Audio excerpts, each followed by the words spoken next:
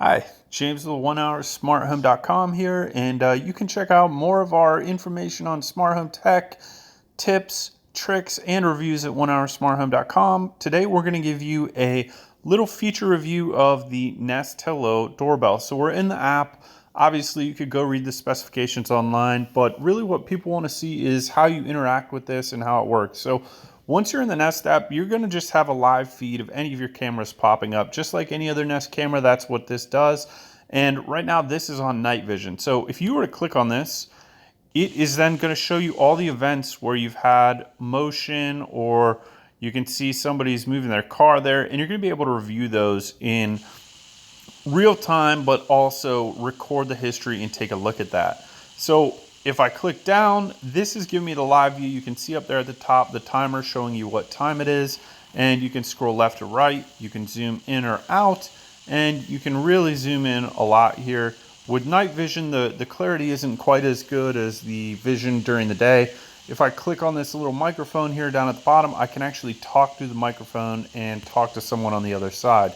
Now, you can actually sort the events during the day by motion, sound, or actually by people. So if I want to sort, I can just click which ones I want right here, sound, motion, or person, and really just dial in what I'm looking for.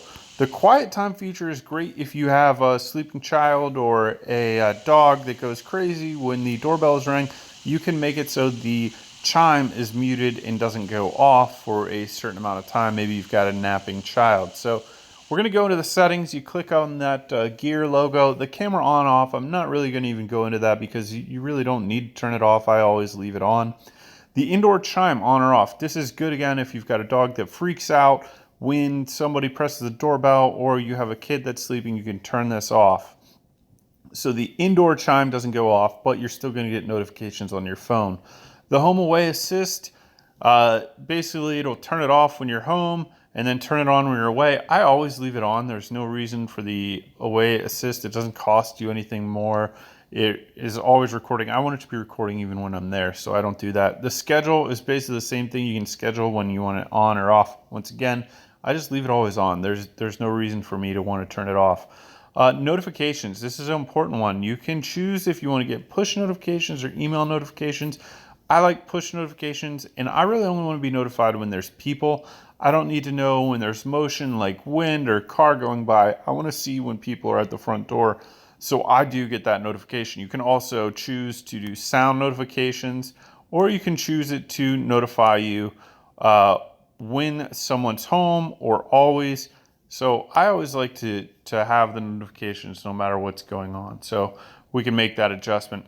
Activity zones. If you have the subscription plan, you can get certain zones that you are able to record motion in and really target only those areas so that you're only alerted when there's motion in that zone. The subscription plan, I have that. It is $5 per month for 5 days of 24/7 recording and footage. And visitor announcements. Here with the Google Assistant, basically what it will do is you can have your doorbell ring like a normal doorbell, but you can also, if you have a Google Home Mini, a Google Home, or a Google Home Hub, it's going to announce someone is at the front door. It literally says, hello, someone is at the front door, as well as will chime on the Google Home Mini. This is great if you have a big house. It'll allow you to hear the doorbell even if you don't have it close to you, or if your existing doorbell doesn't work, the actual chime box, you can use that visitor announcement with the Google Home Mini, Google Home, or Google Home Hub to use it as a doorbell. We're going to go into the Nest Aware. You can see all the different alerts here. You can see the personal alerts. You can see the continuous video history, close-ups, activity zones, and time lapses. So you can subscribe to this and see what's going on. I'm just logged out so you can see all these different features here. And you can also then adjust the quality and bandwidth. I've got it on high. You can go to low or medium. If you have limitations from your internet service provider, or you just have slow bandwidth, you might want to put it down to medium, which is still high quality video footage. And if you've got the capacity, you should always leave it on high. It's going to give you the best video footage. Night vision, I've got this on auto. We can turn it off and you'll be able to see what it looks like, or you can always have it on. It's probably best to leave it on auto. You're going to get the best picture. It optimizes it. Camera sharing, you can share it with another family member, with another link. You can go in here and see what's going on. Activity history, it's going to display the snapshots for the last few hours of what's going on. Status light, there's a little green light on the front. I've got this always on, so you know that the camera is up and recording. The chime duration, you don't have to do this if you have a normal mechanical chime. If you have an electronic chime, you would turn this on. I don't want to mess mine up, so I'm not going to change that. The microphone, basically you can disable the audio recording. I don't know why you'd want to do that. I always want to have the microphone on. Spoken language, English, you can change it to different languages.